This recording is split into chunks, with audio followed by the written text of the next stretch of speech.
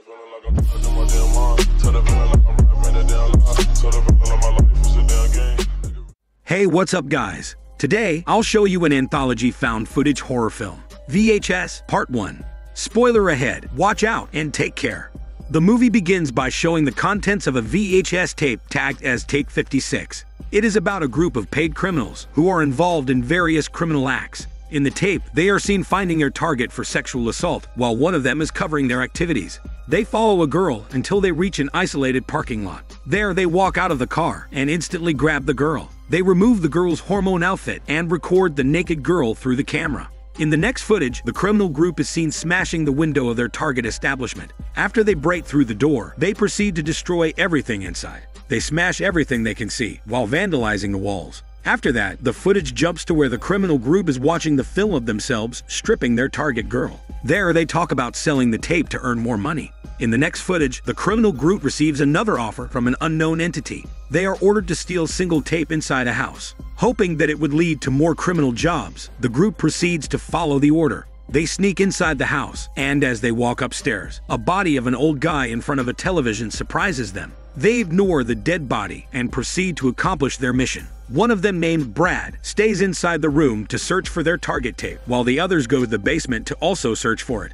Brad picks up a random tape on the floor and plays it on the television. The tape is titled Amateur Night, which is recorded through a camera hidden behind eyeglasses. In the footage, a nerdy guy named Nerd is wearing the eyeglasses while he is in the hotel room with his friends, Patrick and Shane. The three go bar hopping, hoping they can find women to take back to the hotel for a hormone moment. Shane manages to pick up a lady in red, and she agrees to go back to the hotel with him. After some time, Nerd luckily meets a strange woman who keeps telling him that she likes him. The three then drive back to the hotel with the lady in red and the strange woman. Along the way, the three feel excited as they are about to experience a fantastic hormone exercise. As they finally arrive back at the hotel, everyone sets their own places while being drunk. Shane deals with the lady in red, while Nerd talks with the strange woman who keeps sniffing him. The lady in red soon passes out, making Shane's hormones frustrated. He then turns his attention to the strange woman. He removes the strange woman's clothes, and the strange woman opens up Nerd's pants. Patrick decides to join them despite the strange woman's disapproval. To push Patrick away, the strange woman bites him, but not in his smelly part. Patrick goes back, and she begins to act like a wild animal. She then furiously attacks Shane, who is currently in bed with her. Scared of the situation, Patrick and Nerd hide in the bathroom. Nerd peeks outside, and he witnesses how she rips Shane into pieces. Patrick decides to fight back using a metal bar, but ends up being bitten by her. Nerd runs to the other side of the room. There, he witnesses how she eats Patrick's body and his smelly part. He manages to run outside, but falls to the stairs, leaving him injured. After a while, the strange woman, who now appears like an animal, catches him. He runs again outside, and the strange woman flies, taking him to the sky, while his eyeglasses fall to the ground. The scene then goes back to footage from Tape 56. There, one of the criminals, Rox, walks inside the television room, where he discovers that Brad is gone. He takes Brad's camera and goes back to the basement, where another criminal finds a lot of tapes. To find their target tape, Rox brings back the tapes to the television room to watch them one by one. Rox puts the tape, and it shows the footage titled Second Honeymoon. In the footage, a couple, Sam and his wife, are traveling toward a small town for vacation. The wife decides to record their trip for the sake of memories. Along the way, a wrecked car catches their attention. They eventually arrive at their hotel and go outside for a walk. They encounter a Wild West town-themed park, and they give it a visit. There, they try a fortune-telling machine. They give the dollar, and it drops back a prediction written on paper. It indicates a new turn of events for the couple, a reunion with a loved one, and it tells that they have a very trusting nature. Back in their hotel room, Sam is recording their intimate moment when someone suddenly knocks at their door. Sam goes to talk with the stranger, who turns out to be a weird college-age girl. The girl asks Sam to give her a ride tomorrow, but he thinks that it is a weird request. He then reveals to his wife that there is something scary about the girl. The couple appears to be bothered by it, and they think about calling the police if the girl comes back in the morning. As they fall asleep, a stranger wearing a mask sneaks into their hotel room. The stranger grabs the camera, and it records itself while touching the wife's smelly butt with a knife. Then the stranger steals money from Sam, and it soaks his toothbrush in the toilet. The next day, the couple drives away from the hotel, not knowing that someone had intruded in their room last night. Along the way, Sam finds his money missing, and he accuses his wife of stealing it. The two eventually take a stop on a rocky mountain cliff for sightseeing.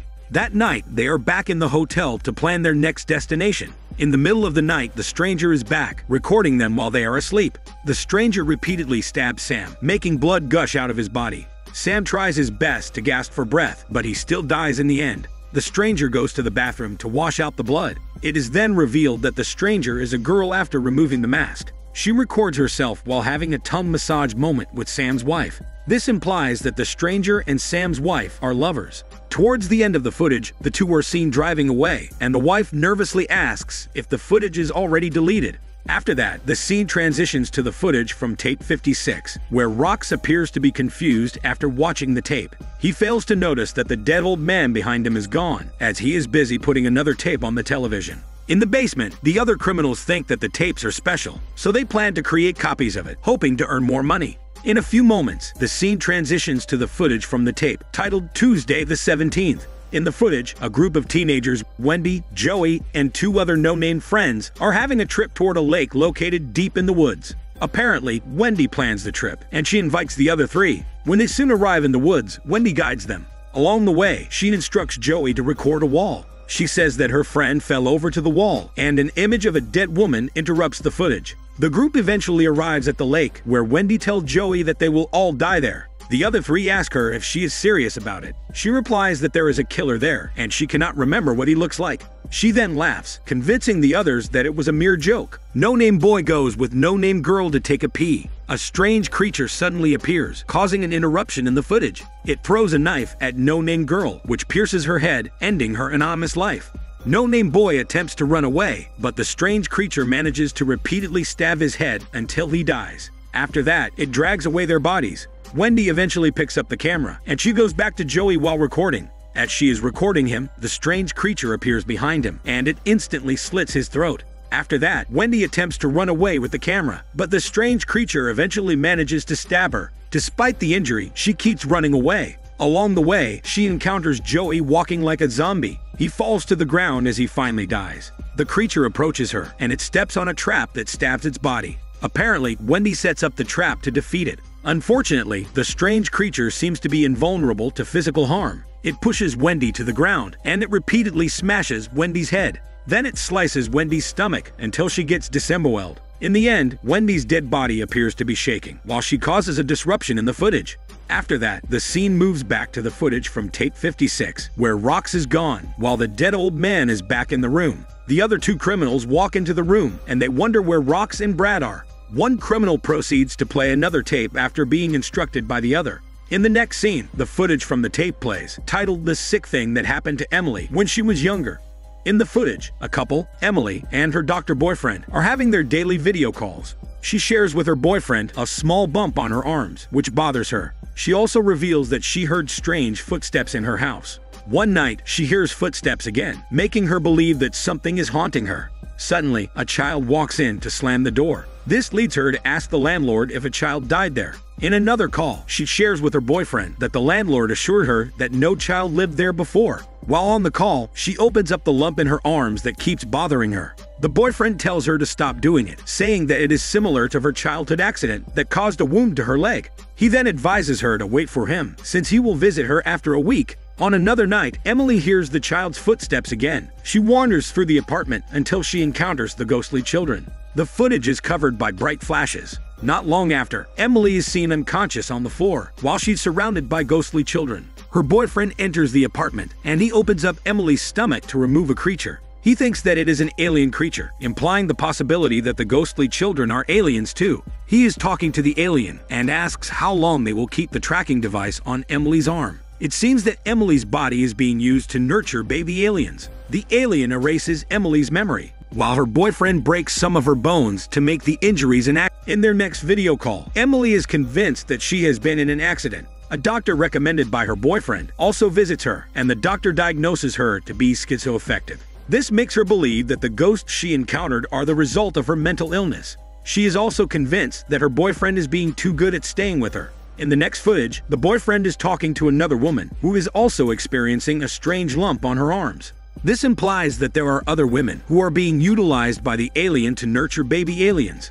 The scene then moves back to the footage from tape 56. There, the criminal walks back to the room, only to find his fellow criminal and the dead old man are gone. He walks throughout the house to search for his fellow. To his surprise, he finds his fellow's beheaded remains. As he is too shocked in the scene, the zombified old man appears in front of him.